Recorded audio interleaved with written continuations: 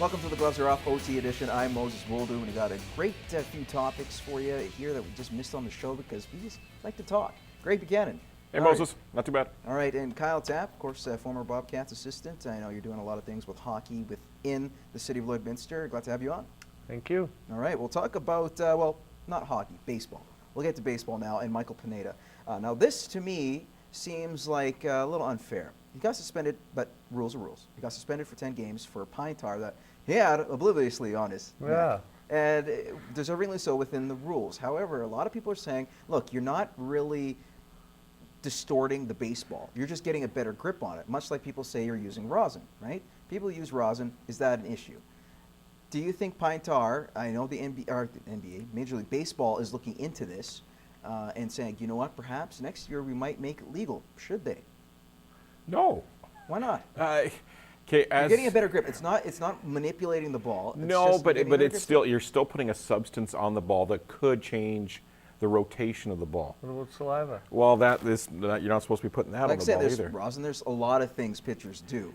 Yeah, because I'm a former pitcher from back when, and yeah, there was some stuff that I used to put on the ball every once in a while that was a little illegal, a little chewing tobacco, and a little but it's gross and disgusting.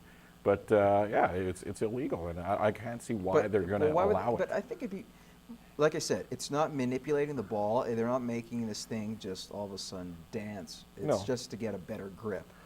That's not an issue. I think what they're trying to do is actually dodge the issue, is that it's been a rule, regardless if it's an agreed upon rule. People have been cheating in baseball for 100 years. And you even hear Greg Zahn to come out on SportsCenter or Sportsnet and go, what are you doing putting it on your neck? You put it in your catcher's glove as an ex-catcher for the Blue Jays. Yeah. Just out admitting that this is commonplace.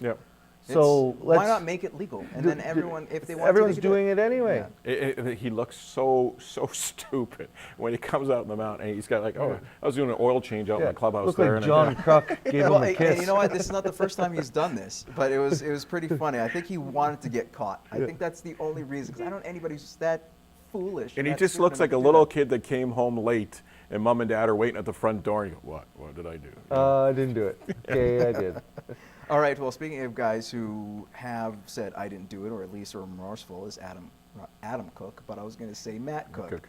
I'm thinking a different broadcaster. I'm thinking broadcasters all over the place. Adam Cooke probably did do it. Well, maybe. I don't know if he's a NEDA guy before, but in the case of Matt Cooke, he's been in trouble with the law, the NHL law, suspended 7 games. Is that the right amount of games for Matt Cooke, or should this guy, be out of the game period? Get rid of him. It's a double-edged sword. It's the nature of the beast. Like we were talking about guys earning a living. Matt Cooke knows how he needs to play in order to keep his job, or younger. And he's changed the way he's played, guys. A little bit. No. He still plays on that edge. It's almost like Rafi Torres, right? Well, tell Mark Savard that he plays on the edge. Tell Mark Savard that he ended his career because of him. I'm not saying what he did was right. I'm just saying people can change, and his past is now catching up to him. Yeah, but that's the thing. He has that line now that he's always had to walk in order to play at that level is getting narrower and narrower and narrower. There's younger, better versions of him now in the league. We talk about Marchand in Boston as a better version. He's ability to get away with calls and not cross the line as many times as Matt Cooke does. I think what's happening to him is, foot speed's catching up with him. The game's too fast, and he knows he needs to be physical. He knows he needs to get under people's skin, and his skill set's deteriorating, and I think eventually he's going to be phased out anyway. He's not effective anymore. And the last one he did 4 or 5 strides until he stuck out the knee.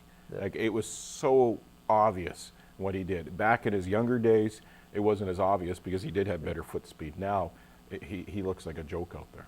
What about the Toronto Raptors? No joke, taking a game out in Brooklyn, which helped them out because it's easier, much easier, especially in the NBA, to come back from a series or at least be even after 4 games than being down 3-1. Do the Raptors have any chance to beat Brooklyn in the series, realistically? Of course they do. Look what they've done this year. Overcome all the odds. They're a team, they're a family, they play that way, they preach that way. They're the Columbus Blue Jackets. Yeah, exactly. There's no big stars.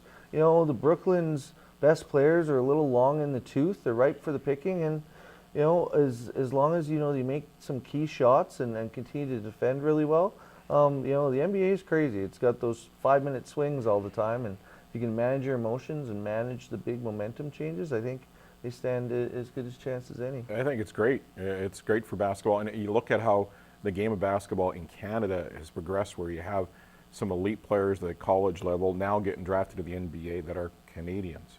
And I think with the Raptors having a good run, if they win this series, it's against James and the Heat, which will be a phenomenal series. But yeah, first of all, And how loud the ACC's been, give them credit. They've actually out-cheered the Brooklyn fans, and I think that goes a long and the way, saving right? grace for the Raptors through this is the Leafs suck.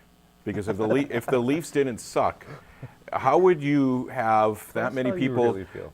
You wouldn't have that many people watching the Raptors if the Leafs were playing, right? Right. So the Raptors have to be very thankful that the Leafs are horrible, because they're benefiting from that.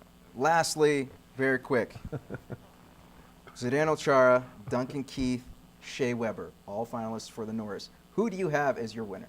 Duncan Keith, best defenseman in the world. Can play the game any way you like it. He's got an edge. You can play the skill game if you want. Showed that at the Olympics. He can be a 30-minute guy at the NHL level as an undersized defenseman. Not a lot of people with the IQ and feet like him, and he's progressing himself into what Scott Niedermayer was and will be. And I think he's going to continue to put up Norris Trophy after Norris Trophy. Yeah, he's kind of like a Scott Niedermayer, Scott Stevens combined, because trust me, you don't want to stand in front of the net with him. He's greasy. He's going to take a little piece of your back, and I love that kind of style. I love a guy that can log a lot of minutes, can play any kind of style you want to play. If you play down and dirty, you'll be laying some lumber in the back of your legs. We've had a lot of minutes in this overtime edition, let's put it that way. Our time is up, but I do want to say thanks a lot, Greg. Thanks a lot, Kyle. We appreciate you guys coming Thank on. All right, and thank you most of all to you guys who tune in to our show. Please, every week we do have our Facebook page. We come out and answer those questions we haven't got to on the show. And speaking of the show, every Tuesday night, CITL 7:30. Tune in to myself, Greg Buchanan, and our lovely guest who we ever have. This time it's Kyle Tapp, but whoever can fill his shoes, I think that's what it comes down to. This time. Yeah, there we go. Anyways, we do want to say thank you very much. We do appreciate it. In the meantime, we'll see you in 7 days.